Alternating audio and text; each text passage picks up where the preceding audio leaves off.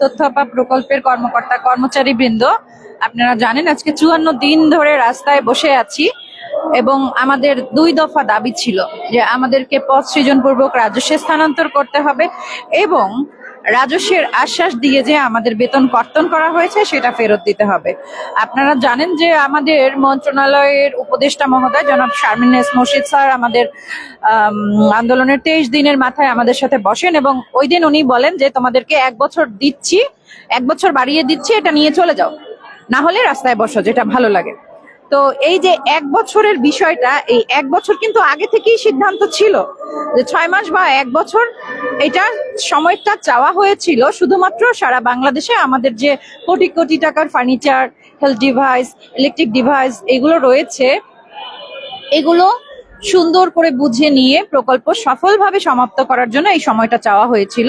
এটা আমাদের মেয়েদের, যারা আমরা কাজ করেছি এখানে 7 বছর ধরে, আমাদের জীবনের স্বর্ণালী সময় নষ্ট করেছি এখানে, তাদের ভবিষ্যৎ ভেবে কিংবা তাদের রাজস্ব স্থানান্তর করার জন্য 1 বছর সময় দেওয়া হচ্ছে।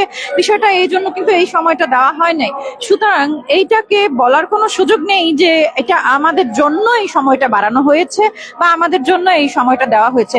এবং আপনারা জানেন যে আমাদের যে আন্দোলনের 23 দিনের মাথায় স্যার আমাদের সাথে বসেছিলেন, ওই দিন উনি বলেছিলেন 2 সপ্তাহের মাঝখানে চিঠি আসবে, কিন্তু আজকে 1 মাস অতিক্রম হয়েছে কিন্তু এখন পর্যন্ত কোনো চিঠি আসে নাই। তার মানে আমরা যখন ফেব্রুয়ারি মাসের 22 তারিখে আমাদের স্যারের সাথে বসেছিলাম, আমাদের উপদেষ্টা স্যারের সাথে বসেছিলাম 64 জেলার 64 জন প্রতিনিধি, স্যার সেদিন নিজের মুখেই বলেছেন যে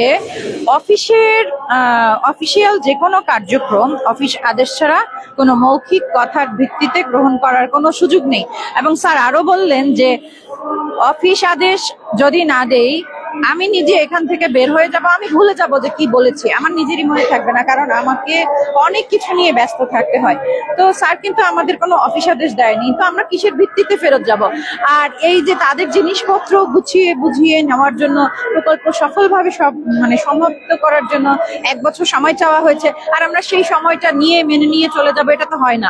কারণ হচ্ছে আমাদেরকে যেটা রাষ্ট্রীয় ওয়াদা দেওয়া হয়েছিল কে দিয়েছে সেটা তো আমাদের দেখার বিষয় না।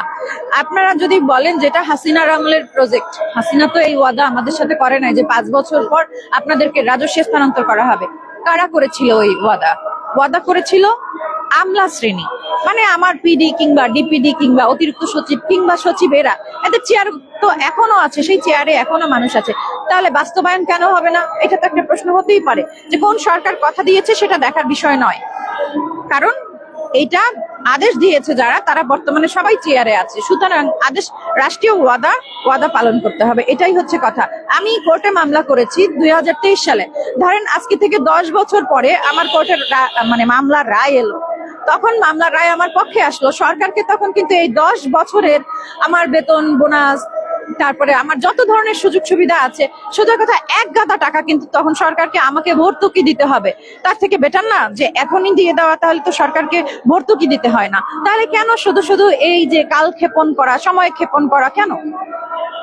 আর আমাদের যে এখানে মেয়ে যারা আছে, প্রত্যেকটা কর্মকর্তা কর্মচারী প্রত্যেকে কোয়ালিফাইড, এডুকেটেড, এবং যে যোগ্যতা চাওয়া হয়, মানে এই চাকরির জন্য যে যোগ্যতা চাওয়া হয়েছে সেই যোগ্যতা সম্পন্ন প্রত্যেকে মেধার ভিত্তিতে উত্তীর্ণ হয়ে আসা। সুতরাং এদেরকে বাদ দিয়ে নতুন প্রকল্প আসবে, নতুন মানুষ নিয়ে আসবে, এইটা তো কখনোই আমাদের চাওয়া হতে পারে না। আর এই যে আমরা যখন এসে বসেছি, যদি সরকার আমাদের বিষয় নিয়ে কনসার্ন হতো যে এতগুলো মেয়ে রাস্তায় এসেছে, হ্যাঁ, সরকার যদি কনসার্ন হতো, আমাদের যদি 10 দিনের মধ্যে পাঠিয়ে দিত, তখন আমাদের চাওয়া থাকতে পারতো এরকম যে হ্যাঁ 3 বছর বাড়াই দেন, এটা নিয়ে চলে যাচ্ছি। কিন্তু এখন এই যে আজকে 54 দিন আমরা রাস্তায়, এই 54 দিনের পরে তো আমরা আমাদের রাজস্ব যেটা চাওয়া, এটা ছাড়া তো ফিরে যাব না। কারণ আমাদের উপদেষ্টা স্যার বলেছেন 1 বছর দিচ্ছি, ফিরে যাও। 1 বছর মানে হচ্ছে আগামী বছর 2026 সালের জুন মাস। মানে যখন আপনারা জানেন যে আমাদের মাননীয় প্রধান উপদেষ্টা মহোদয় বলেছেন ফেব্রুয়ারি কিংবা এপ্রিলে নির্বাচন হবে। তো এই নির্বাচনটা যদি তখন হয়, নির্বাচিত হয়ে আসা দল চেয়ারে বসতে শপথ গ্রহণ করে আরো 3 মাস অতিক্রান্ত হবে, মানে আগস্ট সেপ্টেম্বর মাস সময় লাগবে তাদের চেয়ারে বসতে। তো আমাদের চাকরির মেয়াদ তাহলে জুনের 30 তারিখে শেষ। আমরা যেহেতু সরকার বসতেও পারবে না, কিন্তু আমাদের চাকরি শেষ, ইনসিকিউরিটি থেকে আবার আমাদের রাস্তায় আসা ছাড়া কিন্তু আর কোনো রাস্তা নাই। যখনই আবার আমরা রাস্তায় আসব, রাস্তায় আসার পরে প্রথম যে কথাটা আসবে, একটা নতুন সরকার এসে চেয়ারে বসতে পারলো না, তার আগেই আওয়ামী লীগের মেয়েগুলো চলে এসেছে সরকারকে বিতর্কিত করার জন্য। আসবে না প্রশ্ন? অবশ্যই আসবে। তাহলে কেন আমি বছর বছর বছর বছর অধিকার আদায়ের জন্য রাস্তায় আসতে হবে? কেন?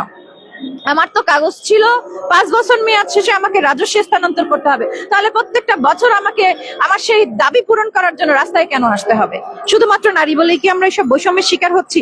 মহিলা শিশু বিষয়ক মন্ত্রণালয়, যাদের কাজই হচ্ছে নারীদের কর্মসংস্থানের ব্যবস্থা করা, নারীদের নিশ্চয়তা দেওয়া, নারীদের স্বাবলম্বিতকরণের ক্ষেত্রে তাদের কাজ, তো সেই মহিলা শিশু বিষয়ক মন্ত্রণালয় এতগুলো শিক্ষিত দক্ষ নারীদেরকে আজকে 54 দিন রাস্তায় ফেলে রেখেছে। এইটা বাংলাদেশে মনে হয় প্রথম উদাহরণ, যে এর আগে এরকম ঘটনা ঘটে নাই। বাংলাদেশের সর্বোচ্চ আন্দোলন 45 দিন চলেছে, এবং আমাদের আন্দোলনটা আজকে 54 দিন, আরো 10 দিন বেশি।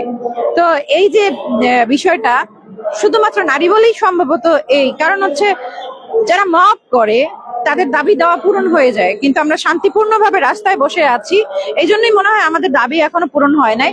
যাই হোক, আপনাদের মাধ্যমে মাননীয় প্রধান উপদেষ্টা মহোদয় এবং আমাদের উপদেষ্টা মহোদয়দের কাছে আমাদের আবেদন যে আমাদের টিমের সাথে বসেন, আমাদের কাগজপত্র নিয়ে আমাদের সাথে কথা বলেন। আবেগ নিয়ে রাস্তায় আসেনি, কাগজপত্র নিয়ে এসেছি।